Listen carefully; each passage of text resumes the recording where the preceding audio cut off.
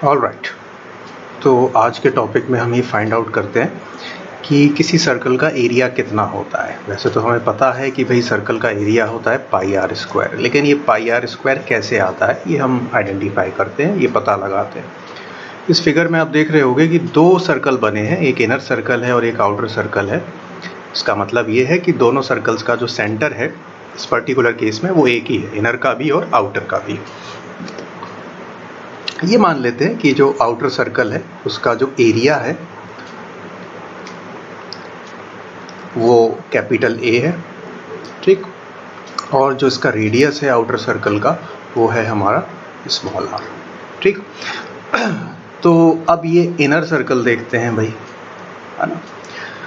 तो इस inner circle का भी कुछ रेडियस होगा, इसका अपना कुछ एरिया होगा, और अगर हम देखें इन दोनों सर्कल्स के एरिया में डिफरेंस क्या होगा, तो अगर इस फिगर में देखें तो ये भाई आउटर जो सर्कल है उसका एरिया ये वाला एरिया तो है, और ये इनर सर्कल का एरिया भी, यानी आउटर सर्कल का खुद का एरिया और इनर सर्कल और आउटर सर्कल का कॉमन एरिया, ये दोनों एरिया मिला के आउटर सर्कल का एरिया बनता है। अगर मैं आपसे पूछूं दोनों सर्कल के एरिया में डिफरेंस क्या है या इंक्रीज इन एरिया पूछूं तो वो ये वाला पार्ट आ जाएगा, ठीक। तो ये है आपके दोनों सर्कल्स में जो डिफरेंस इन एरिया है वो ये है, ठीक। अब मैं आपसे ये भी पूछ सकता हूँ कि ये दोनों जो सर्कल हैं इनर और आउटर, इनके बीच में ये वाली जो डिस्टेंस है ये कितनी होगी या कितनी होनी चाहिए।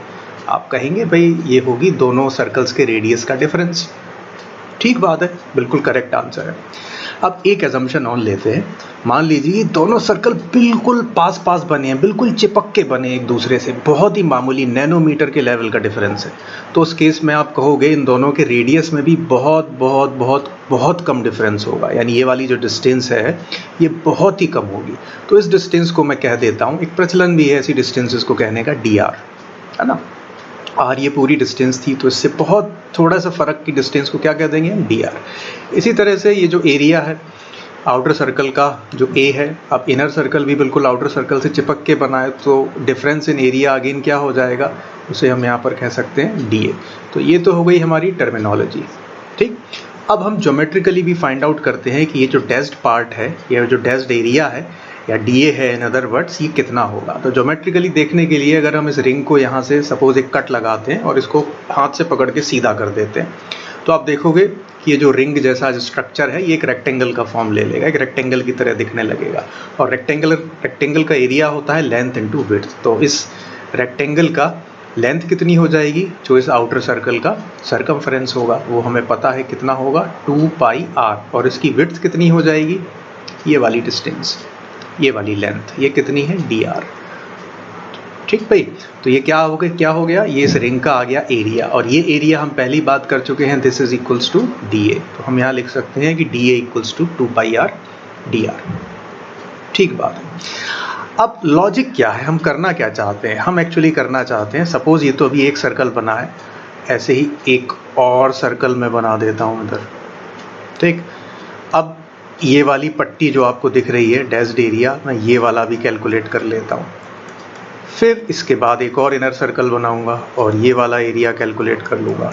ऐसे ही मैं बनाता जाऊँगा, अल्टीमेटली एक इतना छोटा सर्कल बनाऊँगा कि जस्ट वो बिल्कुल एक पॉइंट होगा, that will be over here.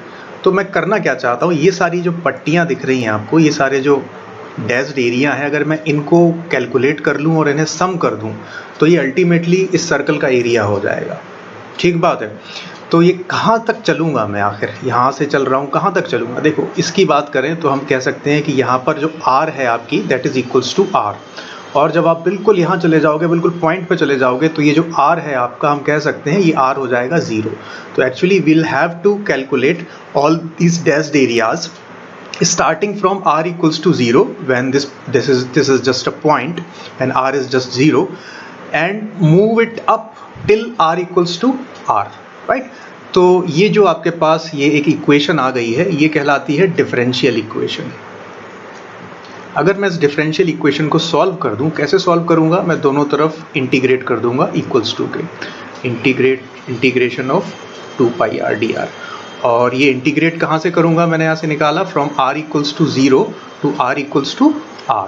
सो लिख सकता हूँ फ्रॉम 0 टू r। अब मैं अगर इसे सॉल्व करूँगा इंटीग्रल ऑफ dA आ जाएगा a, और 2 पाई क्योंकि ये कांस्टेंट है तो ये बाहर आ जाएगा, और r का इंटीग्रल होता है r²/2, और उस पर लिमिट लग जाएगी 0 टू r। ये 2 और 2 आपस में कैंसिल आउट हो जाएंगे और आपका रिजल्ट आ जाएगा πr²।